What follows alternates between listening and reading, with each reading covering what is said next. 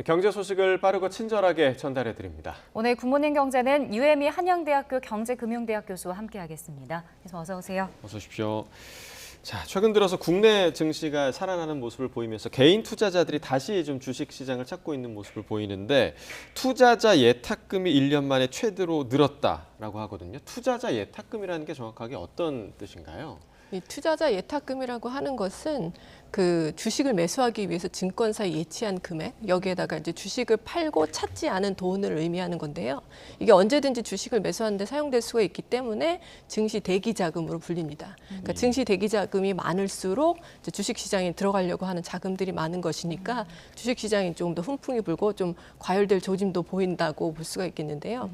이 증시 대기 자금이 가장 많이 몰리는 부분이 사실 요새 2차 전지 종목입니다. 예. 그래서 2차 전지 광풍이라고도 불리는 그래서 2차 전지 쪽으로 개인 투자자들의 그 주식 투자 자금이 굉장히 많이 몰리고 있는 그런 현실입니다. 네. 현재. 지금 얘기해 주신 대로 그 2차 전지에 지금 좀 과열이 되고 있잖아요. 이게 하루에 보니까 시가총액이 수십조 원이 움직일 정도라고 하는데 이런 열풍을 좀 어떻게 생각하고 계신가요? 최근에 이제 개인 투자자들이 2차 전지 쪽으로 굉장히 많이 몰리는 것은 어떻게 보면 2차 전지 주가가 굉장히 많이 빠르게 급등을 하면서 여기에서 소외되는 사람들이 추격 매수에 나간 것도 이제 급등세를 이끄는 그런 요인으로 작용을 했는데요.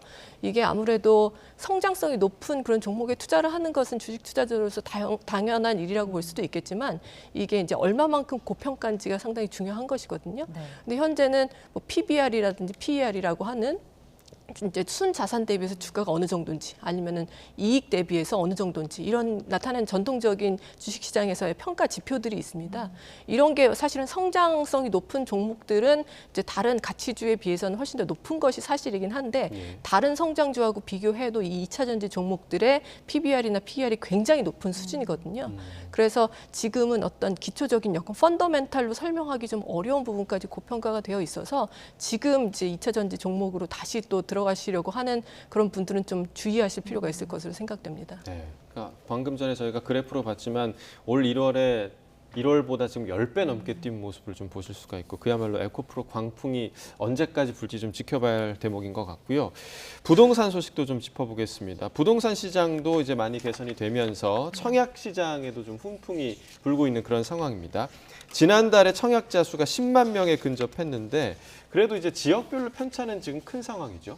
예, 청약자들이 굉장히 이제 많이 늘어나고 있습니다. 예. 그래서 지금 이제 청약자 수가 10만 명에 근접을 했습니다. 6월 달에 따르면.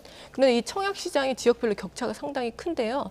서울 지역은 이제 청약 열기가 굉장히 후끈하고 그다음에 경북이라든지 경남이나 충북과 같은 그런 지역도 청약 경쟁률이 뭐 25대 1 이상 이런 식으로 굉장히 높게 유지가 되고 있는데요. 그런데 또 반면에 지방에서는 1대 1도 되지 않는 경쟁률이 1대 1도 되지 않는 지역들도 상당히 많거든요. 예. 그래서 서울과 지역 간의 부동산 경기가 굉장히 다르게 움직이고 있는 것을 확인을 할 수가 있습니다.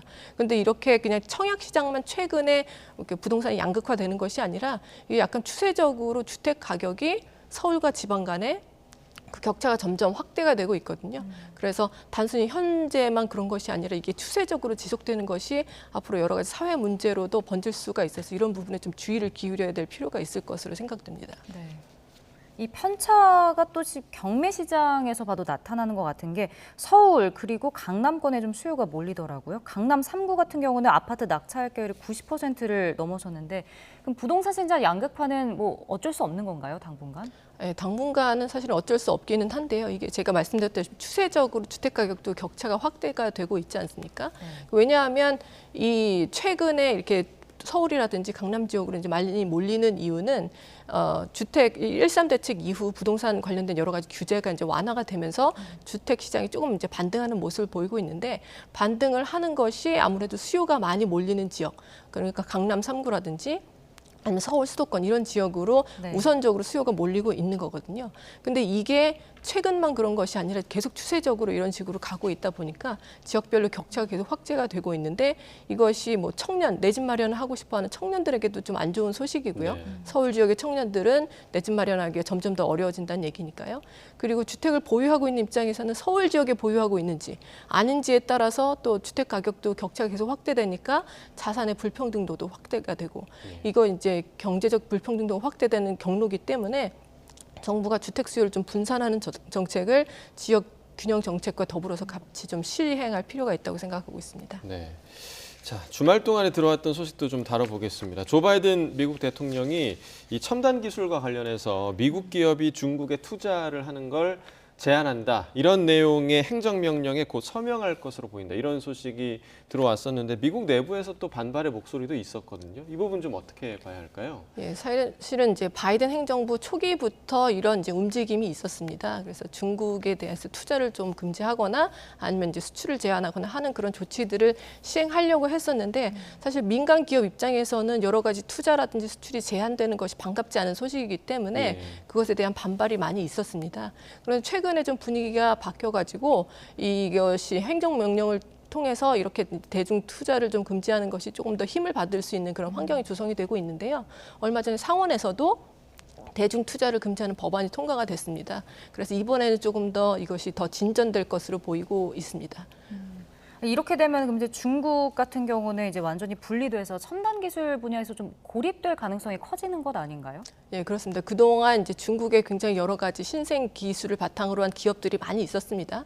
이런 기업들이 처음에 투자를 미국의 거대 자본으로부터 많이 받았거든요. 그래서 미국의 벤처 캐피탈이라든지 아니면 사모펀드들이 중국의 신생 기업에 투자를 하면 이 기업들이 신기술을 개발하고 나서 이 중국의 내수 시장이 워낙에 크지 않습니까? 네. 그래서 이 내수 시장에서 충분히 테스트를 하고 이것이 이제 글로벌 시장으로 진출을 했단 말이에요. 네. 그럼 진출을 하고 난 다음에 이제 기업 가치가 점점 커져서 기업 공개를 하게 되면 막대한 이익을 또 미국의 이제 투자 자본들에게 돌려주는 이런 형태로 미국과 중국이 좀 협력해서 자본과 기술이 같이 이제 나아가는 그런 방향이었는데 지금 이것이 완전히 끊기게 되는 거죠. 그래서 중국 입장에서는 미국의 거대한 자본이 투자로 이제 들어오는 것을 더 이상 받을 수가 없기 때문에 중국 정부 입장에서도 굉장히 지금 위협을 느끼고 있고요. 그래서 중국 정부가 단순히 이제 민간 자본뿐만 아니라 국영 자본까지도 이런 신기술을 개발하는데 굉장히 이제 박차를 가해서 이제 투자를 하려고 하는 입장입니다. 그래서 여러 가지 중국의 기업들이 지방자치단체하고 좀 협력을 하고 있는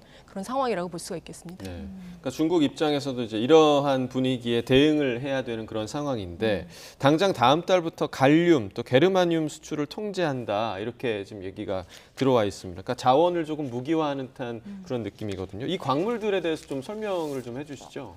예, 이 갈륨하고 게르마늄이라는 게 뭐냐면요. 갈륨은 이제 차세대 반도체의 소재로 활용이 되고요. 예. 아니면 OLED라든지 마이크로 LED 같은 그런 디스플레이 제품의 이제 소재로 활용이 되고요.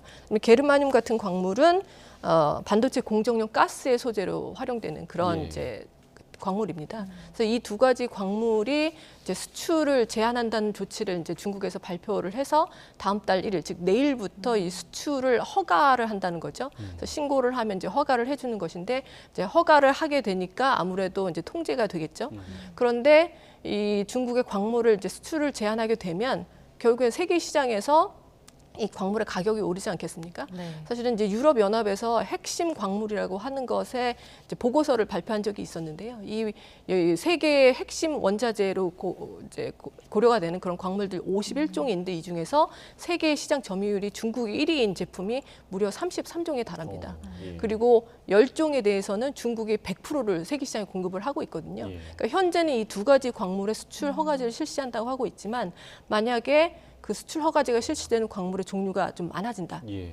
우리나라도 굉장히 타격을 입지 않을 수가 없습니다. 현재는 이 두 가지 광물은 우리나라에서 그렇게 많이 사용하고 있는 광물은 아니거든요. 근데 히토류라든지 흑연이라든지 하는 다른 광물까지 이 수출 제한 조치가 좀 확대가 된다면 우리나라 기업들도 타격이 불가피하기 때문에 우리 정부에서도 이런 광물들을 좀 충분히 확보할 수 있는 다른 그런 방법들을 빨리 강구해야 될 것으로 생각이 됩니다. 네, 네. 알겠습니다. 네, 굿모닝 경제 오늘 여기까지 듣도록 하겠습니다. 유혜미 교수와 경제 이야기 나눠봤습니다. 고맙습니다. 고맙습니다.